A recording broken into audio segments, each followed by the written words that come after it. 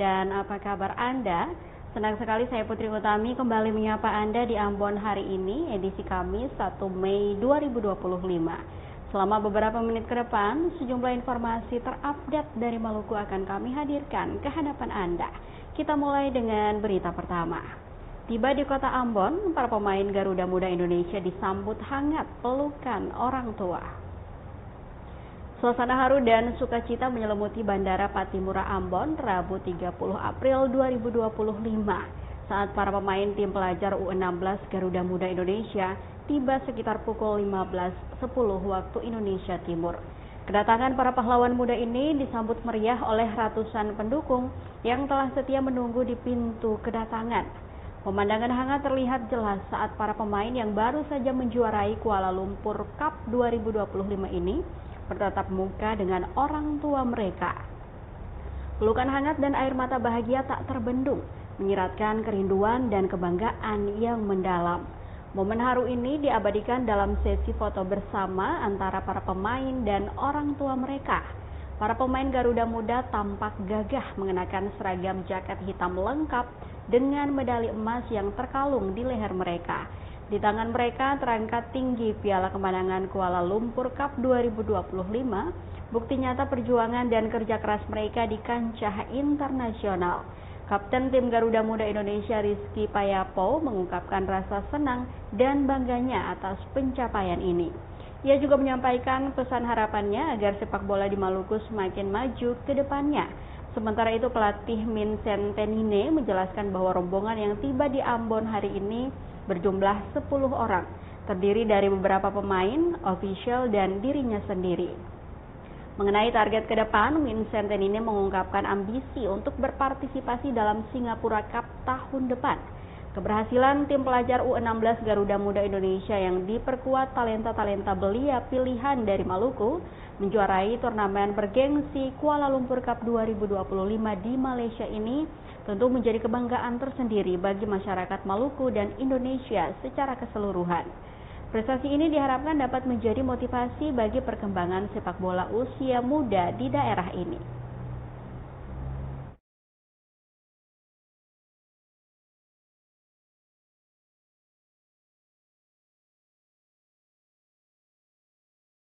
Rasa sekarang karena bisa juara, bisa di nama Maluku alangkan Malaysia. Semoga sepak bola Maluku bisa tambah maju lagi ke depan. Ya hari ini yang pulang itu ada 10 orang termasuk official, karena ada beberapa pemain juga yang sementara menikmati liburan juga di Jakarta. Jadi yang kita yang ada ini kita pulang duluan. Kita akan target di Singapura Cup di Singapura itu tahun depan itu kita ada target juga di sana.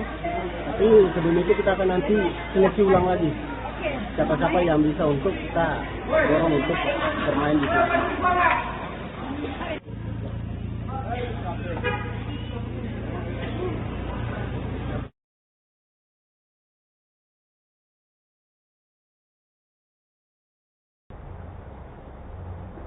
Pelatih Garuda Muda terharu atas perjuangan anak didiknya di Kuala Lumpur Cup 2025.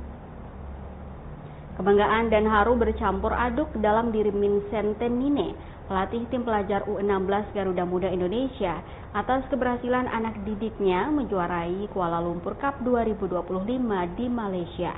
Setibanya di Ambon Rabu 30 April 2025, Vincent tak dapat menyembunyikan emosinya saat menceritakan perjuangan para pemain muda tersebut.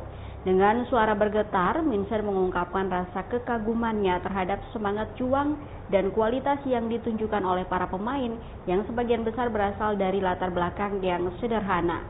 Vincent menekankan bahwa latar belakang para pemain yang mungkin dianggap sederhana karena lahir dan besar di kampung. Namun hal itu tidak menyurutkan semangat juang bagi mereka untuk bersinar di kancah internasional. Pernyataan tulus dari sang pelatih ini semakin menambah kehangatan suasana penyambutan para pemain di Bandara Patimura Ambon. Hal ini juga memberikan gambaran betapa besar perjuangan dan dedikasi yang telah ditunjukkan oleh para pemain muda Garuda Muda Indonesia hingga mampu meraih gelar juara dan mengharumkan nama Maluku di mata dunia. Diberitakan sebelumnya, suasana haru dan sukacita menyelimuti Bandara Patimura Ambon Rabu 30 April 2025 saat para pemain tim pelajar U16 Garuda Muda Indonesia tiba sekitar pukul 15.10 waktu Indonesia Timur. Kedatangan para pahlawan muda ini disambut meriah oleh ratusan pendukung yang telah setia menunggu di pintu kedatangan. Pemandangan hangat terlihat jelas saat para pemain yang baru saja menjuarai Kuala Lumpur Cup 2025 ini bertatap muka dengan orang tua mereka. Pelukan hangat dan air mata bahagia tak terbendung, menyiratkan kerinduan dan kebanggaan yang mendalam. Momen haru ini diabadikan dalam sesi foto bersama antara para pemain dan orang tua mereka. Para pemain Garuda Muda tampak gagah mengenakan seragam jaket hitam lengkap dengan medali emas yang terkalung di leher mereka. Di tangan mereka terangkat tinggi piala kemenangan Kuala Lumpur Cup 2025, bukti nyata perjuangan dan kerja keras mereka di kancah internasional.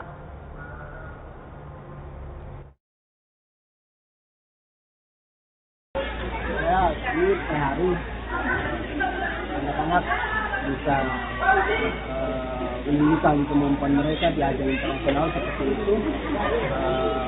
Mereka dari latar belakang yang dibilang dari anak-anak kampung semuanya, tapi mereka bisa mampu untuk menunjukkan konsep mereka, mampu menunjukkan bahwa mereka itu adalah orang-orang hebat di ajang internasional.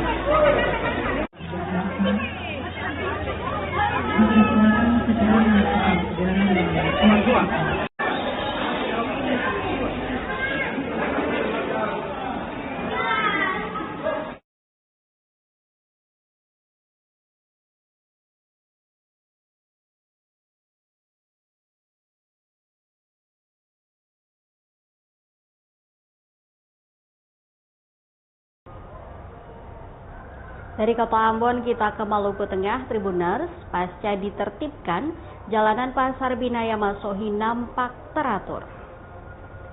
Pasca ditertibkan beberapa pekan lalu, ruas jalan di kawasan Pasar Binaya Masohi, Maluku Tengah lebih teratur. Pantauan tribunambon.com di lokasi Rabu 30 April 2025, sekira pukul 11 waktu Indonesia Timur, nampak jalanan lengah dari pedagang kaki lima atau PKL. Lalu lintas kendaraan di jalanan dalam pasar terlihat lancar, tak tersendat seperti biasanya. Sepanjang Jalan Pala, Jalan Cengkeh hingga pelataran samping Masohi Plaza atau Mamplas lebih lebar sehingga hilir mudik lalu lintas kendaraan lebih teratur. Seorang tukang ojek, Jumadil, mengaku jalanan lebih teratur dan tidak terjadi kemacetan sama sekali.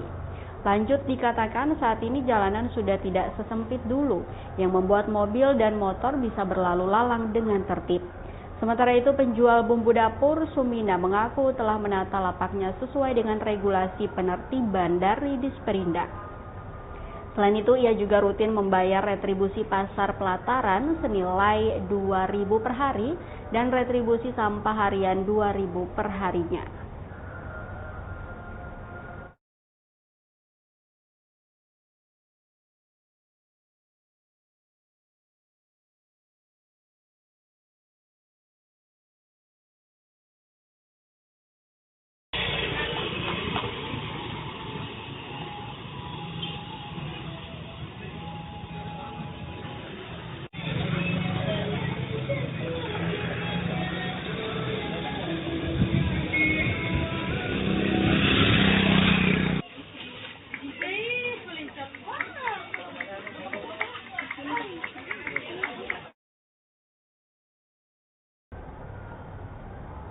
Pedagang enggan masuk Pasar Binaya, lampu tak tersedia hingga kebocoran atap. Rupanya penertiban Pasar Binaya Masohi masih meninggalkan jejak tak mengenakan bagi sejumlah pedagang. Bagaimana tidak, masalah bermunculan nampak dirasakan oleh pedagang. Di antaranya jualan yang tak laku, lampu pasar yang tersedia hingga kebocoran atap di gedung Pasar Binaya Masohi.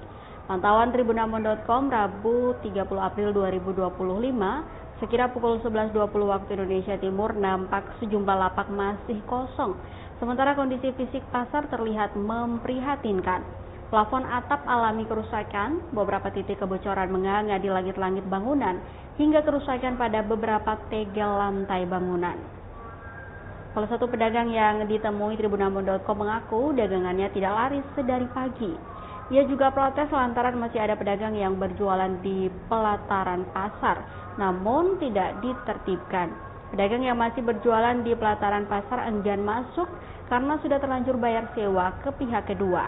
Selain dua alasan itu, ia juga menyebut pada saat datang ke pasar untuk berjualan sekira pukul 4 waktu Indonesia Timur dini hari, kondisinya masih gelap gulita, sehingga menyulitkan mereka untuk beraktivitas. Selasa 29 April 2025, pedagang telah mengadukan nasib mereka ke Parlemen Dewan. Bahkan salah seorang pedagang menjelaskan panjang lebar nasib dagangannya yang terpaksa harus dibuang lantaran tidak laku.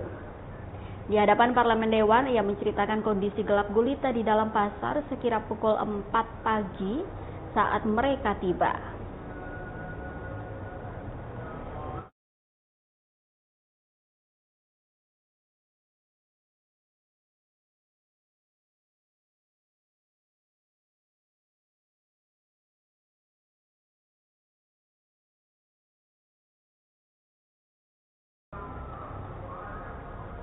Target bangun sekolah rakyat, Pemda Seram bagian Timur hibahkan lahan 10 hektar di Desa Sesar.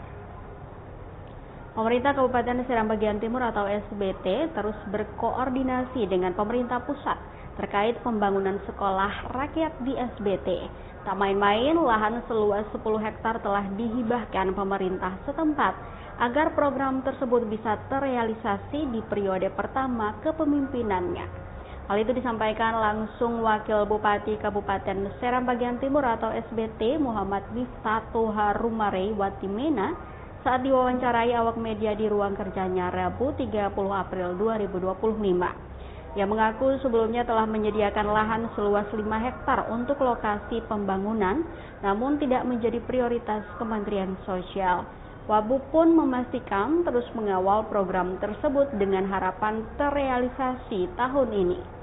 Kata dia, pembangunan tersebut bakal dikerjakan secara bertahap untuk tahap pertama sebanyak 80 daerah dan selanjutnya di tahap kedua.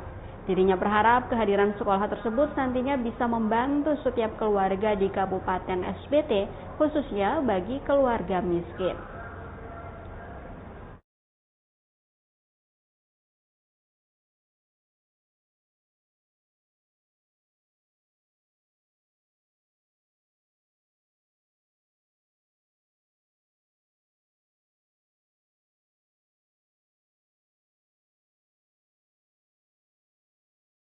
Nah, kemarin untuk terkait sekolah rakyat ini memang dia salah satu programnya Pak Prabowo, Pak Presiden, di mana sekolah rakyat ini itu ada 3 kementerian besar kerjasama. Itu nanti untuk desain sekolahnya, bangunannya itu akan dibangun oleh Kementerian PU. Kemudian guru-gurunya itu nanti kualifikasi nanti dari Kementerian Pendidikan yang akan menyeleksi guru-gurunya qualified sehingga ada standar guru-gurunya nanti yang bisa sembarang di sekolah rakyat. Terus nanti akan dikelola oleh Kementerian Sosial yang hadir, dan memang di dalam periode pertama ini akan dibangun sekitar 80 sekolah rakyat.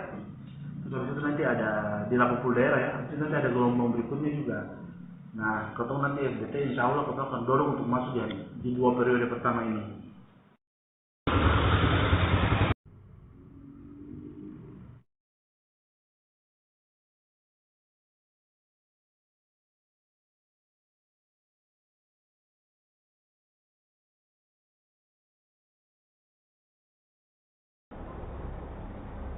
Kita ke berita terakhir, Tribuners. Banjir rob di Tual terjadi lagi. Dusun Fidabot terendam air laut.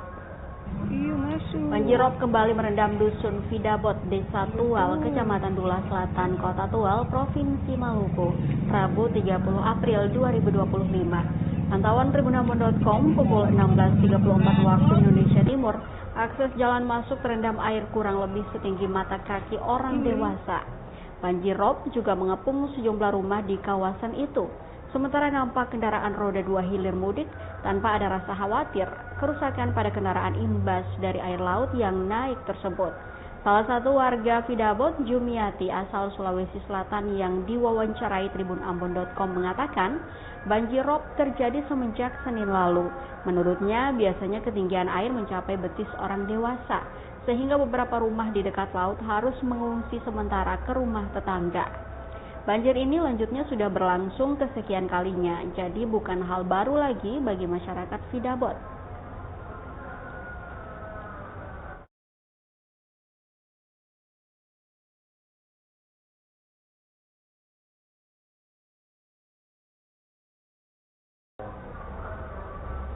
Tribuners, informasi tadi sekaligus mengakhiri perjumpaan kita di Ambon hari ini. Saya Putri Utami mewakili seluruh kru yang bertugas mengucapkan terima kasih atas kebersamaan Anda. Selamat sore, sampai jumpa. Amato. Download Tribun X sekarang. Menghadirkan lokal menjadi